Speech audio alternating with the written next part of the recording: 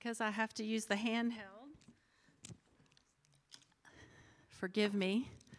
But first, this is for you. I've been so impressed by you and your convention. You obviously are a very missional, incarnational group of people, and it's been great to be with you. I'm glad to follow the youth engagement segment because everything I've ever done, it started because of the investment that the church made in me as a young person, and the seeds were all planted then. And I hope that the youth, I don't know if they left, I hope they're still in the room, because some of what I'm going to talk about, and I'm going to condense this session, I'm going to be done at 3:30. So I have to condense this session, but I hope youth pastors are here. Those who work with youth, there are going to be some very important things that we talk about. I even want to tag back to when we left off this morning, we were talking about the pornography issue. Youth pastors are having to deal with this issue.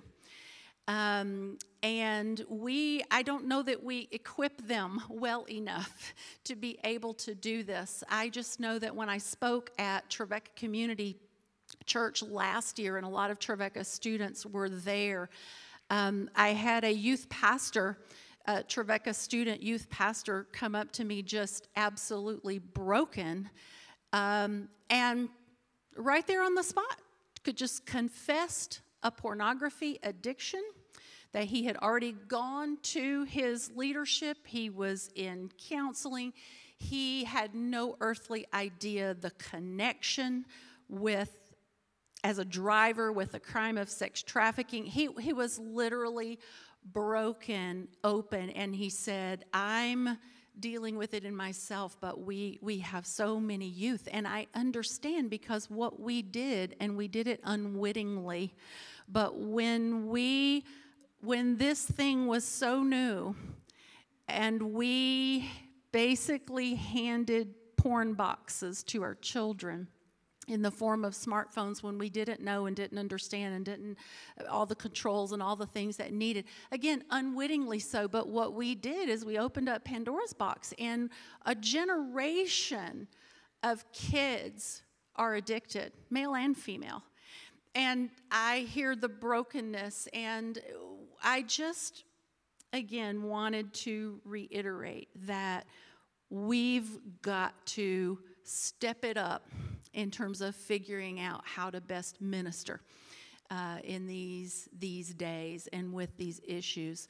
So because I have to condense, I'm going to give AV a little clue. We're not going to do that opening video. And in fact, we'll breeze through some of these slides just because I want to be able to pause to just say a few things that I think God has sent me here to say, like what I just said, okay?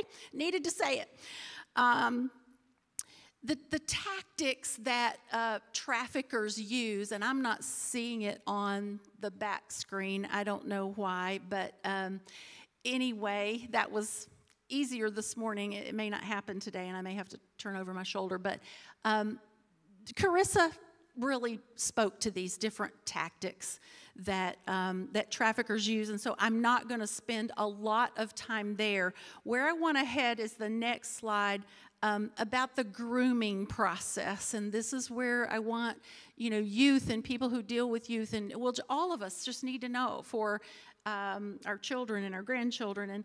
But grooming is the process in which traffickers identify and ultimately control someone. And it can happen quickly over a period of time, and it can happen entirely online. And this is one of the things that I want to talk about, and I'm going to give you just a little story about that. But let me first go through these bullets. So the grooming process, targeting the victim. Carissa talked about all the vulnerabilities, and the traffickers know and understand what those vulnerabilities are, and they're ready to swoop in and meet needs. And so targeting the victim, gaining trust, meeting needs. Then there's a period of isolation, moving them, out into isolation, then exploitation, and then maintaining control. So we'll go to the next slide, and I'll say a little bit about what COVID-19 did during during this whole crisis, what it did in the area of exploitation. I want to tell you a quick story. Most kids were not safer at home during the quarantine when we were at home because they were online more and more and more. Even again, unwittingly, schools had to go online, and schools didn't have all the controls in place that they needed to have in place. And we even we went to speak at a Christian school, Friendship Christian School in our area, who had things happen online there at school that they were not prepared for. And again, we're in a place where we're doing then the reactionary. We wait until something happens, and then we have to, do something about it. We need to engage together on some prevention. We need prevention curriculum in our schools and in our youth groups and in all kinds of places. But online recruitment and grooming increased as children spent more time online.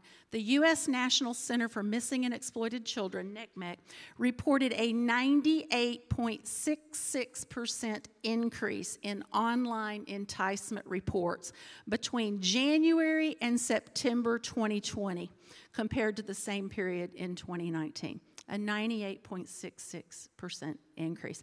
And reports to their cyber tip line doubled to 1.6 million.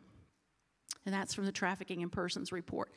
1 in 5 children have reported having received a sexual solicitation online. Everywhere that your children are online, gaming, social media platforms, everywhere, just know the predators are there.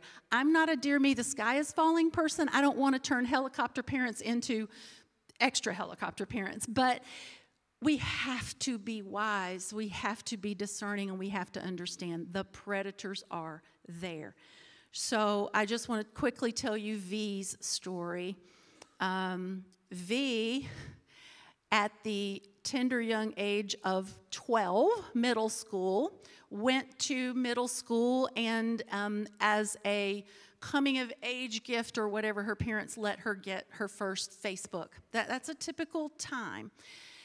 And within 3 weeks of her having her Facebook profile, she began to be groomed by someone online pretending to be a boy her age who had noticed her at school, la, la, la. That's how it happens. You can pretty much bet that the person on the other end of the line is a middle-aged someone, perpetrator, never a kid their age. But began grooming her online. Of course, think about a middle school girl's brain and its attention and its, all those things. And so the traffickers know this. And it wasn't long until then a request came for images, for her to send pictures. Well, she, in fact, was in a wonderful Christian home. Wonderful parents knew immediately that that was wrong. She should not do that. She did not want to do that. She resisted. But then again, it's a middle school girl, because what the trafficker next did was sent an image of a slit wrist bleeding and pretended to be her age friend who was going to kill himself if she didn't send the image. And so she's thinking, what would it hurt? I can't be responsible for this boy's death. And she sent the images, and immediately when the images were sent, the next thing she received was a text with her father's phone number. And then all the threats began, and she came from a home. It was a culture, in fact, that was a very shame-based culture, in that shaming the father would be like worse than death. And the threat was, if you don't do everything I say from here on out, I will go to your father. I will reveal this to your father. When this girl confessed her story, she was a junior in college at Trevecca Nazarene University. Again, let's get real close to home. The only reason she ever came forward, and this will break your heart, because this child had been held literally in bondage her entire youth, her middle school days, her high school days, her early college days. When she came forward, the perpetration was still happening, but she had never been able to tell anyone because of all the threats and, they'll kill your family and all of those things. But here's how she finally came forward. A real live boy was falling in love with her. And she, for the very first time, was experiencing a true relationship and the potential for intimacy and love and marriage and all the things she had ever dreamed. And she was so filled with shame and grief. But the way they survive is they absolutely dissociate. They become different people. And so she could do what she had to do, but that was that person over there, and then she was still this person. But she knew, I have to come clean with this. I have to tell. And thank you, God, that this young man was so wonderful and loved her so much that he walked her through it and helped her to come forward to a professor friend of mine who then knew what we did and got her contacted with us. And to hear her when we first met of just, how can we help you? And she was just, I want to be free. I want it to be over. It had escalated again from images to then video to, and again, just all at the command. She had never met this perpetrator face to face. It had all been done online. That's how hard the psychological bonds are. This gal, very smart. It can happen to anybody because of the tactics, but she just wanted to be free. We helped her to tell her parents, which was the hardest thing in the world for her to ever do. We walked with her to do that. And thank God, long story short, is that her perpetrator is behind bars today because we were able to help law enforcement to find out who this was. But I wanted to tell you that story for a lot of reasons. But to know that this can happen completely online, and that wonderful children can just be manipulated and terrified and tortured. And basically, when she gives her testimony these days, she just said, he stole my entire youth. Stole my entire youth. Can you imagine the bondage that she had over those years when it was supposed to be the most wonderful time in her life? So we have to know the signs. One of the things that's next is many children and teens may still be living at home and attending school while they're being trafficked.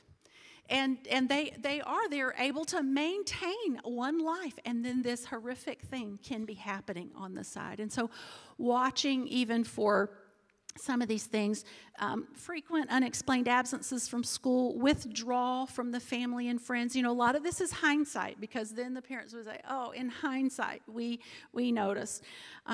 Showing signs of physical trauma or anxiety or fear.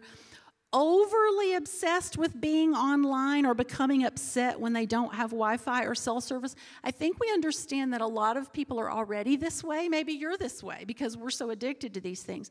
But you can tell a difference when someone is just absolutely, because again, the threats on the other end of the line are, if you don't show up for our appointment at such and such a time, I will.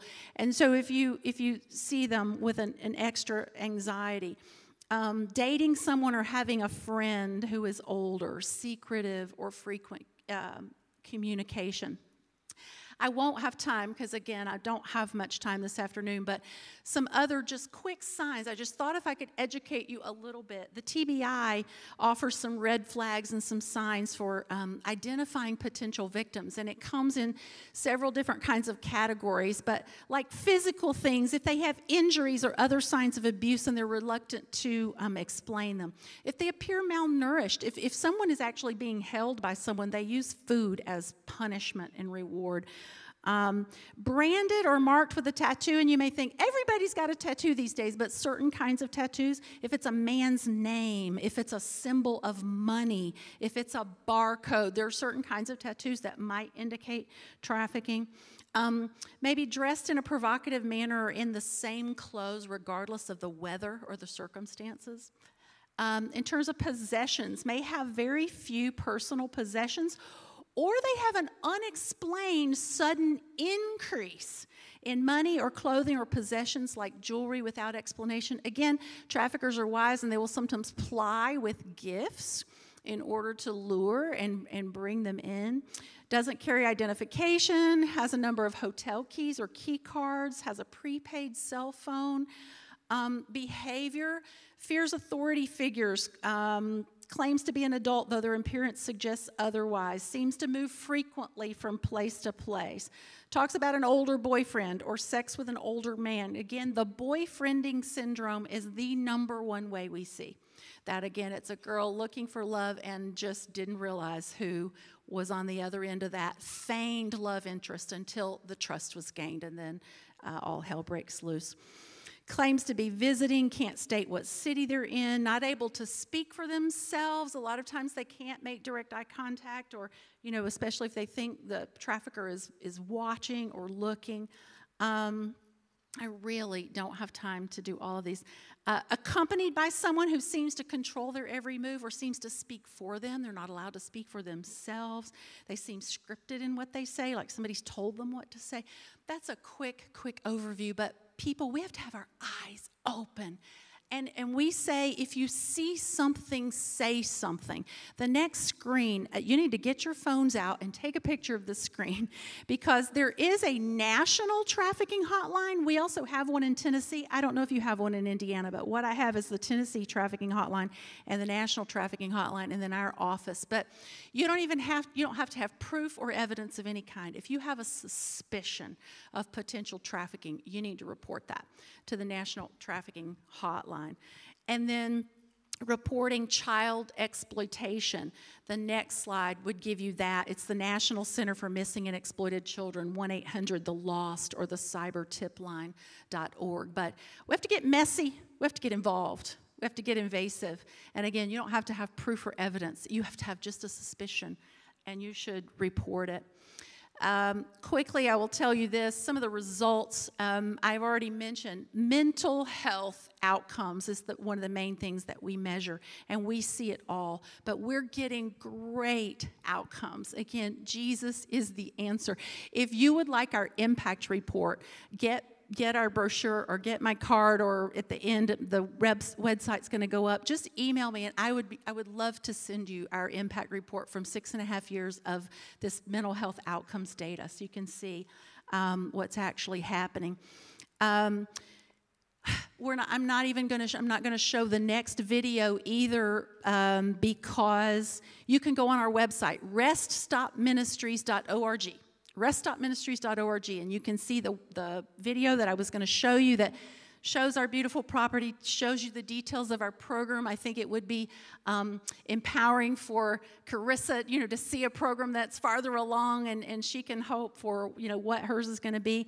But the main thing to say to you is, who better than the church to offer lavish biblical hospitality and love to the last and the least and the lost? And that's all we're doing. We are just living in authentic community with these women, and we are meeting them where they are, and we because of just our love and being Jesus to them, we eventually earn the right to tell them the reason for our hope, because they always get to the place of asking, because they just literally can't believe that people care enough to do what we do for them. They have been so discarded and so marginalized, and we will get the opportunity to tell them about Jesus. But we don't have to lead with that. We lead with his love, and we just love and care for them. So, ways that you can help us, obviously, if you go and go to our website. If you are a social media person, follow all of our socials, and we put out a lot of great information and great inspiring stories and things. And if you put that out and share, people need to know about this. Subscribe to our newsletter. Come see me at the booth. But we live in such messy times, and it's disheartening. I know the divisiveness in our current political system and all of that. But Christians still, we can't hide. We have to be involved in things. In Tennessee, since we had our wake-up call in 2011, we have passed 50 plus some odd pieces of legislation, anti-trafficking legislation, and legislation that help survivors. And so we have to get involved, at that level too. I'm going to end with this. It's 3:29. This last slide. I love this Latin phrase. It's really become kind of my life mantra.